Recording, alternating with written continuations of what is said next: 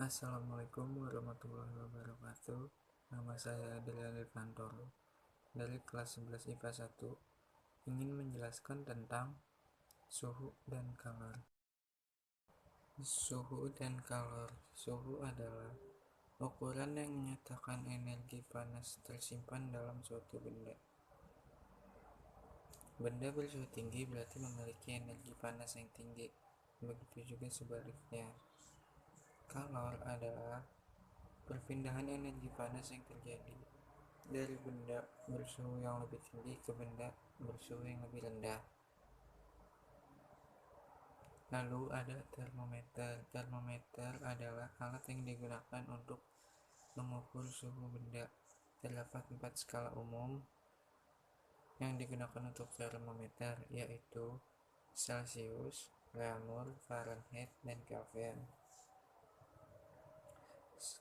Skala Celsius dan Fahrenheit umum digunakan pada pengukuran suhu di kehidupan sehari-hari. Sedangkan skala suhu yang ditetapkan sebagai satuan internasional adalah skala Kelvin. Perhitungan kalor perubahan zat. Kalor dapat berakibat pada perubahan suhu atau wujud suatu zat.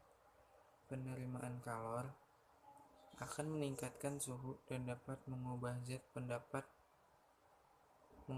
padat menjadi cair atau zat cair menjadi gas, sedangkan pelepasan kalor akan menurunkan suhu dan dapat mengubah zat cair menjadi padat atau zat gas menjadi zat cair. Kalor yang diterima atau dilepas oleh suatu benda dapat dihitung dengan rumus sebagai berikut. Rumusnya yaitu Q sama dengan M kali C kali delta T plus M kali L, di mana Q adalah banyaknya kalor, satuannya joule, M adalah massa benda, satuannya kilogram, C adalah kalor jenis, satuannya joule per kilogram derajat Celcius, dan perubahan suhu adalah derajat Celcius. Apabila benda mengalami perubahan wujud,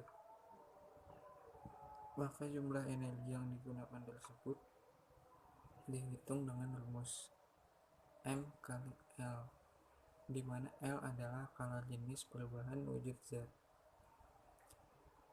Satuan ukur kalor adalah kalori, di mana 1 kalori adalah jumlah energi panas yang dibutuhkan menaikkan suhu 1 gram air sebesar 1 derajat Celcius. 1 kalori disertakan dengan 4,2 joule. Perpindahan panas dapat dibagi menjadi 3 jenis berdasarkan medium perantaranya. 3 jenis perpindahan panas tersebut adalah konduksi, konveksi, dan radiasi. Yang pertama adalah konduksi. Konduksi berarti energi panas bergerak disertai pergerakan permanen medium yang menjadi pengantar panas. Contoh konduksi adalah rambatan panas pada material logam seperti besi, kawat, dan aluminium. Pada level molekuler, konduksi terjadi karena adanya tubrukan antara molekul berkecepatan lebih tinggi dengan molekul berkecepatan lebih rendah. Hal ini menghasilkan peningkatan energi kinetik molekular yang selanjutnya meningkatkan suhu. Lalu yang kedua ada konveksi. Konveksi adalah perpindahan panas yang terjadi seiring dengan perpindahan zat perantara atau medium. Contoh dari konveksi adalah pendinginan ruangan dengan AC dan pemanasan air.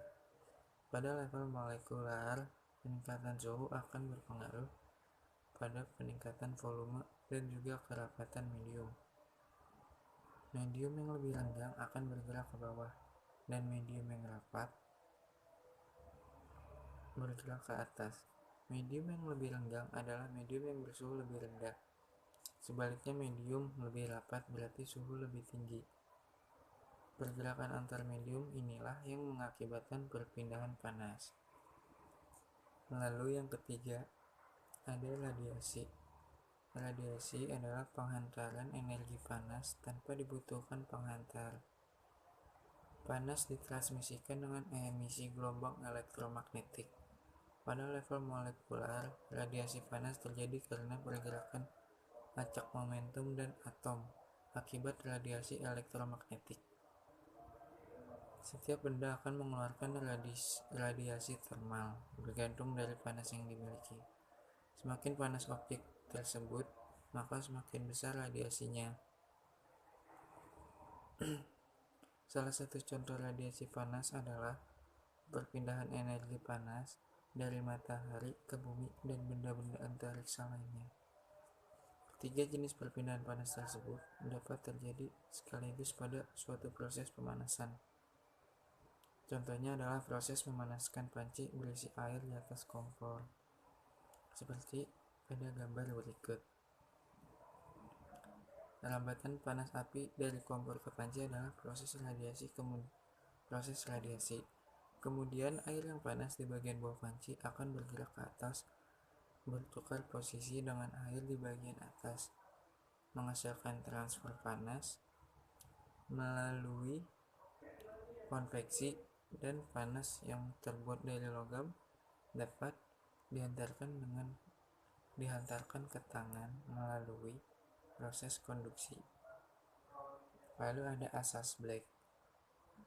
Asas Black adalah hukum yang menyatakan bahwa untuk semua pertukaran energi panas atau kalor, maka kalor yang diterima materi bersuhu lebih rendah akan sama besar dengan kalor yang dilepas oleh materi bersuhu lebih tinggi.